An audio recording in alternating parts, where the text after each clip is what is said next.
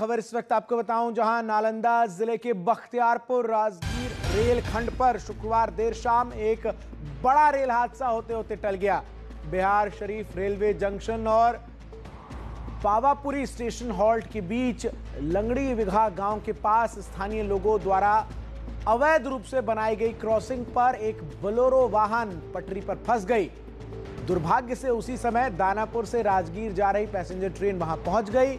Bolero में सवार यात्री किसी तरह कूदकर अपनी जान बचाने में सफल रहे, लेकिन वाहन ट्रेन की चपेट में आ गया और कुछ दूर तक खींचने के बाद ट्रैक पर फंस गया।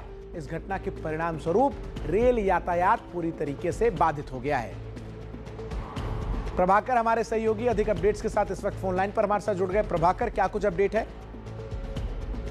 देखिए, एक बड़ा हादसा होता और ये हादसा जो है वो बच गया। ये मामला जैसा हम बता रहे हैं बख्तियारपुर राजगीर रेल खंड पे हुआ है, जब वहां से एक अवैध रूप से रेलवे क्रॉसिंग गांव के लोगों ने बनाई थी। ये पावापुरी रेलवे हॉल्ट जो है उसके पास में लंगड़ी बिगा गांव के पास का मामला है।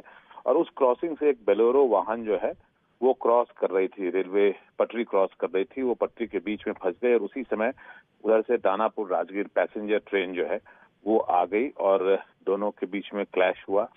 हालांकि किस्मत की बात यह है कि जब ये टक्कर हुई उसके पहले बोलेरो में सवार जितने भी यात्री थे वो उसमें से कूद के निकल गए, नहीं तो बहुतों की जान जा सकती थी। खासकर वो जो भी व्यक्ति जो उसमें गाड़ी में सवार थे उनकी जान जरूर जाती, लेकिन वो कूद के निकल गए और गाड़ी बहुत दूर तक खिंचती हुई चली गई। उसके बाद पूरा यातायात बाधित हो गया। फिर रेलवे कर्मचारियों को वहां पर आना पड़ा और उन्होंने फिर उस ट्रैक से उसको निकाला, जो गाड़ी फंसी हुई थी बोलेरो ट्रेन के इंजन के साथ, उसे निकाला गया और उसके बाद जाके फिर यातायात जो है वो सुचारू रूप से वहां पे शुरू हो पाया। लेकिन तभी भी काफी देर तक ये पूरा मामला जो है वो फंसा रहा और ट्रैफिक जो है उस पर रोकना पड़ा। जीआरपी और आरपीएफ के जो बड़े अधिकारी हैं वो भी मौके पर पहुंच गए और रेलवे अधिकारी जब उस पर इंक्वायरी कर रहे हैं, उनका कहना है कि ये जो अवैध क्रॉसिंग बनी है, ये इस तरह की और भी क्रॉसिंग जो है इस इलाके में बनी हुई है, उसके ऊपर वो कार्रवाई करने जा रहे हैं। बहुत बहुत शुक्रिया प्रभाकर आपका हमारे साथ जुड़ने के लिए, तमाम जानकारी दर्शकों तक साझा करने के लिए।